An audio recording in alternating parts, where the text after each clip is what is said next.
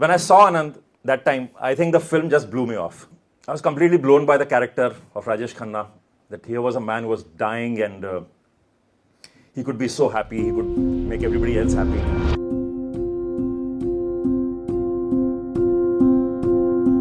Bollywood used to be simple. Buy a ticket, laugh, cry, whistle, and go home full. Now, watching a Bollywood film is like playing roulette. Will it be heartfelt or half-baked, sincere or algorithm approved? There is glamour on the poster, sure, but is there soul behind the screen? Bollywood was once the heartbeat of India's pop culture, and now it feels like a midlife crisis in slow motion. It's trying new trends, clinging to old glories, and spending more time on image than impact. Somewhere along the way, the script got lost. What we are watching now is a bloated remix of everything. Now, this is not the story of just one odd flop or an entire bad year in general. This is something deeper, structural. This is an identity crisis in the world's most prolific film industry. So what's going wrong? Well, let's talk about it. And I'm sure you must have guessed from the length of this video that we are going to have a very deep discussion on the same. We are not just going to rant about it. We are not just going to bash Bollywood because we don't just want to do that. We want to talk about this issue, and we would love for you to be a part of this conversation by letting us know your thoughts in the comments. And in case you like our efforts, do give it a like and subscribe to Long Live Cinema. Without any further delay, let's begin.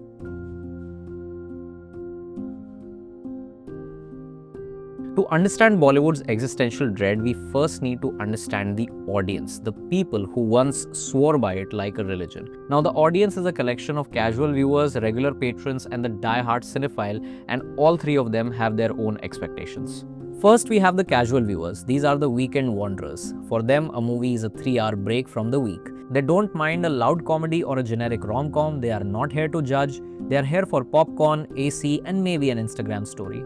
If the movie is decent, great. If it's trash, they will forget it by the time they get home. They don't get deeply invested, but they kept the wheels turning. Today, even they are skipping the theaters for a cozy OTT evening. Then we have the regulars, the lifeblood of Bollywood's golden era. These were the people who could recite entire movies from memory and knew which Friday belonged to which hero.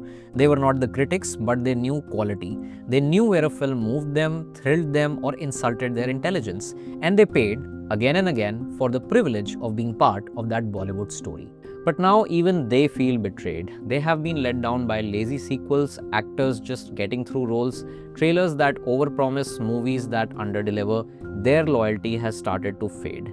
And finally, we have the cinephiles. Yes, this term has been bastardized because of how the elite snobbishness gets attached to it. But these are the ones who treat cinema both as a religion and as a rebellion. They are not chasing trends, they chase freshness. They'll sit through a grainy print of a classic and then passionately recommend obscure films to anyone who will listen. These are the viewers who keep film festivals alive, who mourn when good scripts die in boardrooms, and who cheer the rare Bollywood films that dare to dig deeper. They are few in number, but fierce in spirit. Now, among these are the regulars whose silence is the most threatening. They once kept theaters full, created the buzz, and dragged their friends for showing them almost all films that are playing in the theaters. They haven't turned into snobs, they've just lost their faith, and that is dangerous because if you lose the middle, which is the bridge between the casual viewers and the cinephiles, you lose the core. Bollywood is not just bleeding audiences, it is bleeding belief. But there is another major aspect that is pushing the audience away from the theaters, which is beyond the quality of the films that are being played.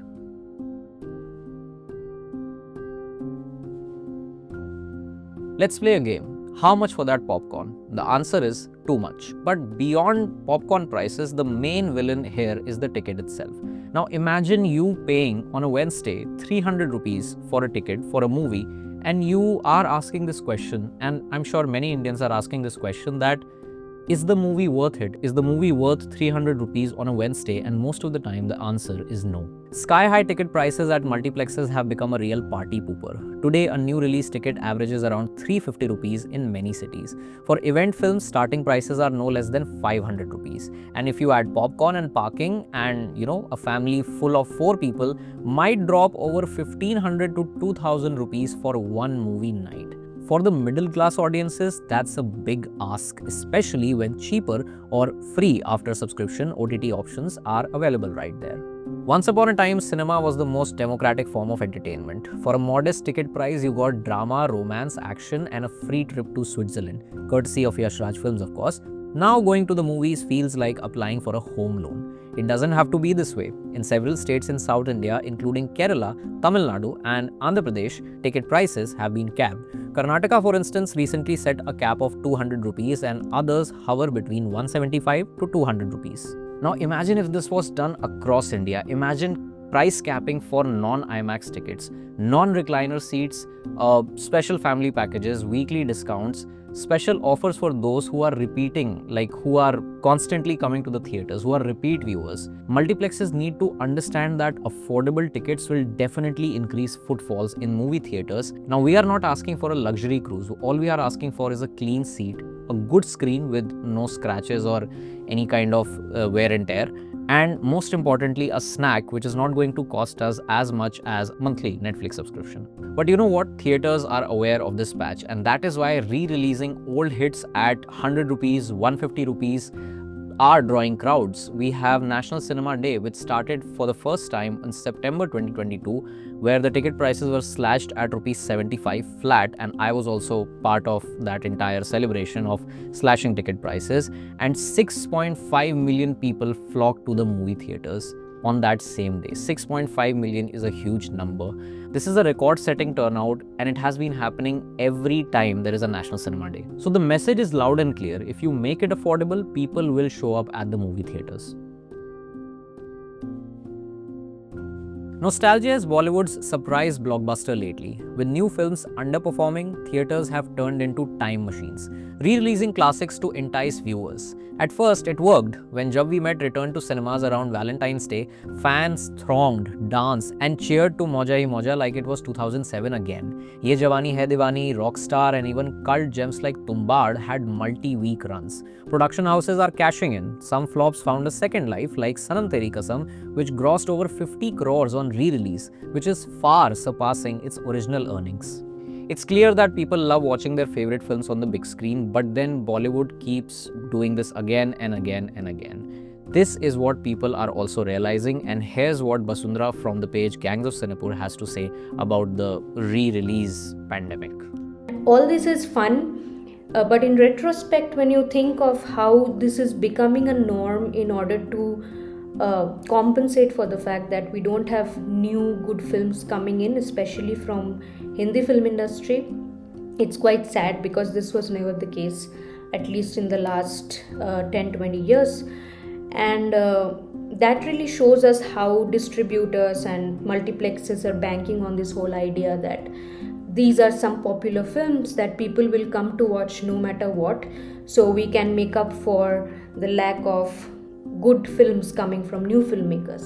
Last year, re-releases flooded theaters, and even now we are seeing the same strategy being used to fill content gaps. Moments when there are no big releases happening, and boom, you have a movie marathon of an old film. Right now there is the Amir Khan Film Festival, which is fine, but you cannot keep doing this all the time. Because the question is, how long can this last? Nostalgia feels great for the first time, but not for the 10th time or for the 15th time. People often choose comfort films over mediocre new ones. But if every Friday is filled with yesterday's hits, where will tomorrow's classics come from? It is a great short-term fix, but it is also a sign of creative stagnation. And yes, the same goes for all the meta humor that you see in the Dharma movies that get released right now. Nostalgia should be a treat, not a crutch for the audiences. Because imagine, what will people remember as nostalgia in the year 2045? Have you noticed how many Bollywood films right now look almost the same? This deja vu is not just in your head, it is also in the boardrooms. More and more the films are not being shaped by soul or instinct, but by spreadsheets and metrics. Welcome to Algorithmic Cinema, where data trends trump creative risks. Once upon a time, writers and directors followed their gut. Today, they follow Excel sheets not by their own will, but under the pressure of production houses. The process now feels like coding. Angry high testosterone male? Check. Small town setting? Check.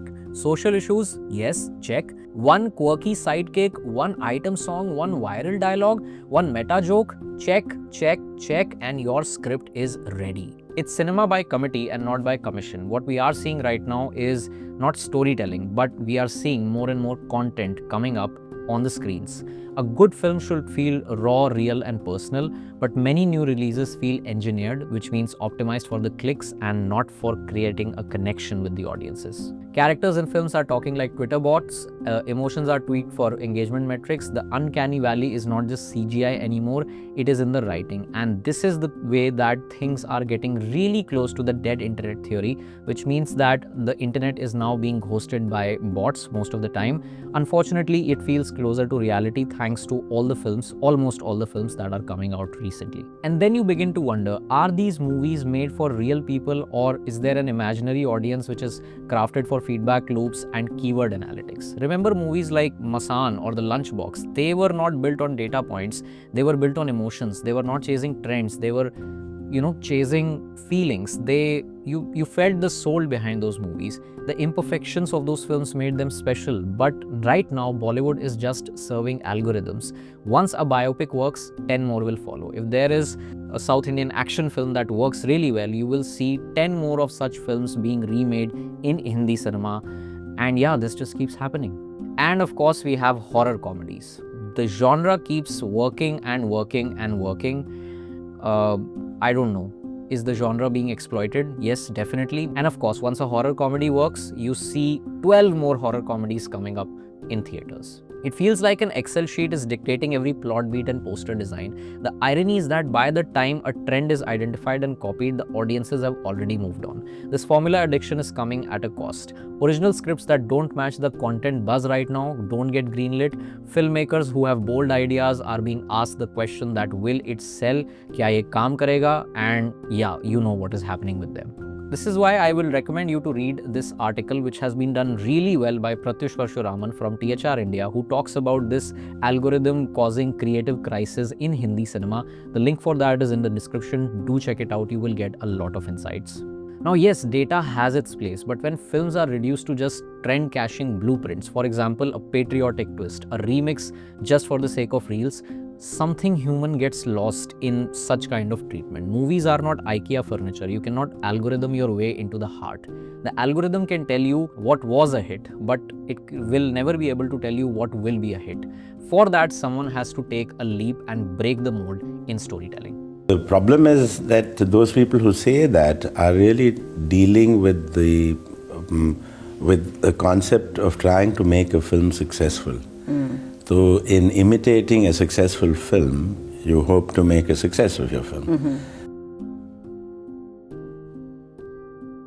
In the age of streaming, even a flop movie can become a hit, not because it's good, but because it's so bad that you will continue watching. Welcome to hate watching, the guilty pleasure where audiences are streaming cringe content so that they can roast it, make memes about it, and even bond over its awfulness. It's the digital equivalent of slowing down at a car crash.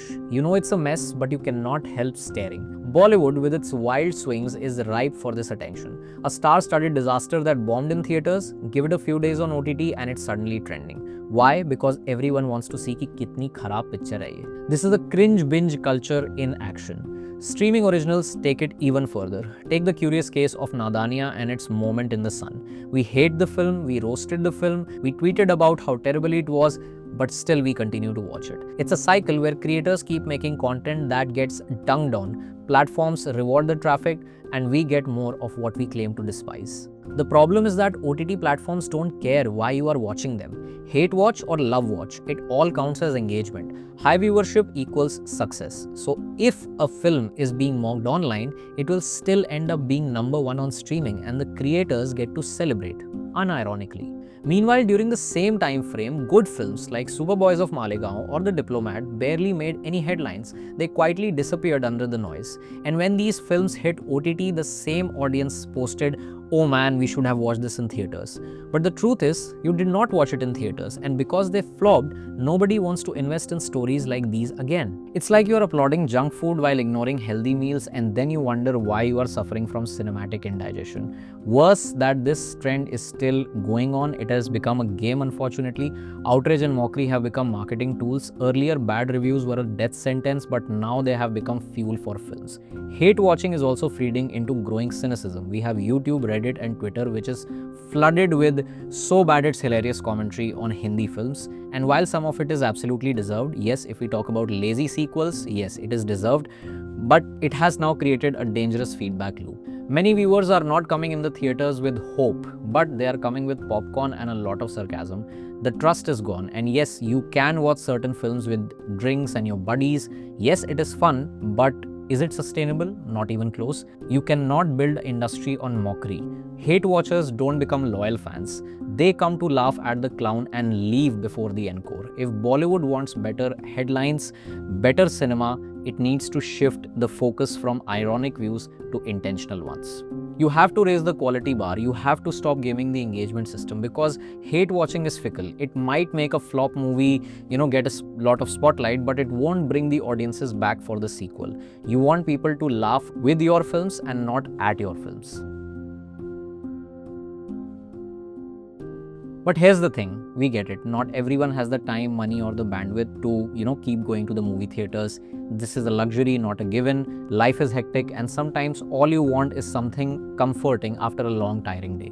And let's be honest, India loves its dal chawal. Just like we crave familiar food, we enjoy our masala movies. From Manmohan Desai to Farah Khan to Rajkumar Hirani, we have loved them all.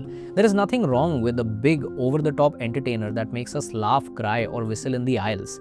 The problem is that what we are being served right now is not flavorful masala. It is reheated, low-effort, milavati dal chawal. It's like someone blended 10 past hits into one tasteless mixture and said, "Ye to chali jayega." But it doesn't. It flops and it leaves a strange aftertaste, which is part boredom and part regret. Bollywood needs to remember कि दाल चावल बनाने में भी ना मेहनत लगती है. चावल की क्वालिटी अच्छी होनी चाहिए, उसमें तड़का अच्छा होना चाहिए. Otherwise, it will just be a bland slop with a glossy poster. How does demanding better movies as audiences uplift the industry? You might be wondering. It's simple. You have to create pressure, the good kind of pressure, the kind that forces filmmakers to try harder and studios to look beyond formula filmmaking. We are already seeing sparks of this shift. Some producers are now hunting for sharp stories, they are investing in new directors, and they have realized that if they get good reviews, their films will have a very long shelf life. Look at the rising buzz for the films like Lucky Bhaskar, Manjumal Boys and even May Adagan. They are not giant spectacles, they don't have huge CGI. They are stories with heart and told with craft.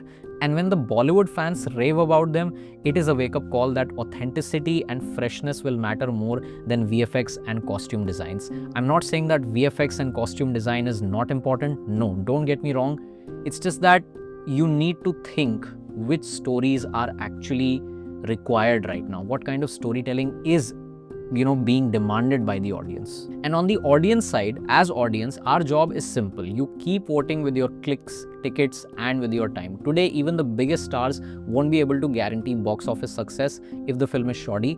That kind of discernment was rare 2 decades ago, but right now it's becoming the norm. And while the short-term fallout might mean more flops, the long-term impact is far more helpful. It pushes Bollywood to evolve. The industry is not out of steam. It is just in the need of recalibration right now. And frankly, it has the talent and the resilience to rise again and, rise in full glory. Bollywood has always had this one rule that content is king.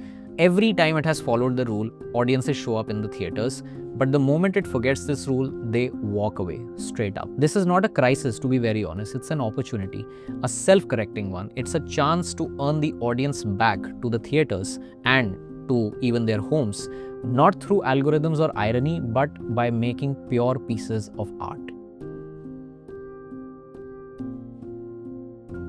By the way, this is not the first time that Bollywood is facing such a content crisis. If you rewind to the 1980s, the sets were tacky, the action was ear-splitting, and wafer-thin plots ruled the day. The formula was set: lost siblings, synthetic romances, and action flicks churned out like toys on an assembly line. And the response was a powerful cinematic counterculture. Enter what came to be known as parallel cinema, a movement that rejected gloss for grit. Backed by the National Film Development Corporation, it championed realism, strong narratives, and social relevance over star power and spectacle. It was not about chasing box office numbers, it was about telling stories that mattered. And the result was that a golden streak of Indian cinema was being witnessed by everyone. Jaane Bhi Do Yaro released in 1983, is a biting satire. Mirch Masala, 1987, a feminist firecracker. Salam Bombay, 1988, raw and unflinching. Ek Doctor Ki Maut, 1990, Ankur, 1974, Arth Satya, 1983. The list goes on. These were not mainstream films, but they have become timeless classics. And audiences responded, not all of them, sure, but enough to prove that India had an appetite for meaningful cinema. This wasn't an art house bubble, it was a creative awakening. Even the mainstream took note. Stars like Naseeruddin Shah, Om Puri, Shabana Azmi and Smita Patel moved seamlessly between indie and commercial roles. Directors blended real-world themes with popular formats. The result was middle cinema, films that felt both grounded and entertaining. We had a system where Shyam Benegal and Rishikesh Mukherjee existed alongside Manmohan Desai and Subhash Ghai. Parallel cinema raised the bar and broadened the definition of what Hindi cinema is capable of. So, what went wrong with NFDC, you might ask? By the late 90s, the movement lost steam. NFDC, which was once its backbone, faltered.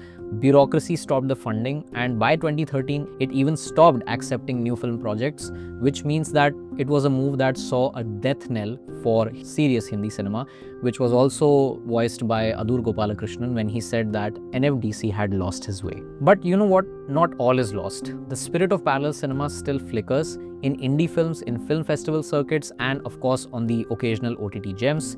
Yet here's the irony. Streaming platforms often acquire these films after they are made. They are not ready to commission them. The early support system where filmmakers could actually take bold risk without worrying about box office math is still missing. Reviving something like NFDC or building a private sector version could bring a drastic change. Imagine a studio or a fund that champions quality over quantity. They tackle offbeat scripts, they bring regional voices, and they also introduce first-time directors. That pairs with OTT platforms as distributors, and we will suddenly have a full ecosystem where brilliance will not die for the lack of budget. And yes, not every film made by NFDC was perfect, but together they built a legacy that Bollywood still draws from. Here's the real tragedy. Many of those films made by NFDC are streaming for free on YouTube, but nobody's promoting them, and that is why they gather digital dust. Can you believe that Bollywood is hiding its own gold mine while scrambling to make the best South Indian hit for, the 47th time? So here's a small ask. For the next movie night, skip the hate watch. Don't watch movies that you hate. You know you hate them, so stop watching them. Instead, just type Jaane Bhi Do Yaro or Arth Satya on YouTube and watch these films. Watch the magic unfold. And yes, don't take our word for it. Go rediscover the stories that were once told with pride by Hindi cinema. Maybe the future is not about chasing what is trending. Maybe it's about reclaiming what's already ours. In between someone who is at least a little bit interested in good cinema, I would suggest them to keep their eyes and ears open. That is how you mostly do it. So yes, we are now back to the question that is Bollywood dying? The answer is no. Of course, Bollywood is not dying, but it is dangerously close to becoming irrelevant. And for an industry that was built on limelight, irrelevance is a true death. As Mahesh Bhatt recently said that Bollywood has a choice. You either remain trapped in the cycle of predictability or you burn down the rulebook and start again from scratch. The cameras are still rolling on this story. As fans, we really hope that the next act is a rousing comeback by Bollywood. Once where theatres were full not because tickets were cheap or an old classic was playing in the theatres again, but because a new Bollywood film is just really good and we really want to go spend our money and watch that film in theatres. When that day comes, all the wars happening on social media will pause, the Reddit skeptics will actually buy the tickets, and we will all be back in our favorite cinema seats, mesmerized and reminded of why we fell in love with films in the first place. Until then, the onus is on Bollywood to deliver and on us to demand, support and watch better movies. Picture अभी बाकी है मेरे दो picture अभी बाकी है. So now we have arrived at the end of the video, and yes, I'm still trying to get a teleprompter, which is why I have to keep shifting my head like this. I'm so sorry for that. But if you watched till the end, I'll love for you to share your thoughts in the comment section. Let us know what you think is missing in Bollywood right now and what according to you can be done to improve the situation. If you've liked the efforts, don't forget to hit the like button, subscribe to Long Live Cinema, and I will see you very soon with the next one. Till then, my name is Porush, and as always, Long Live Cinema.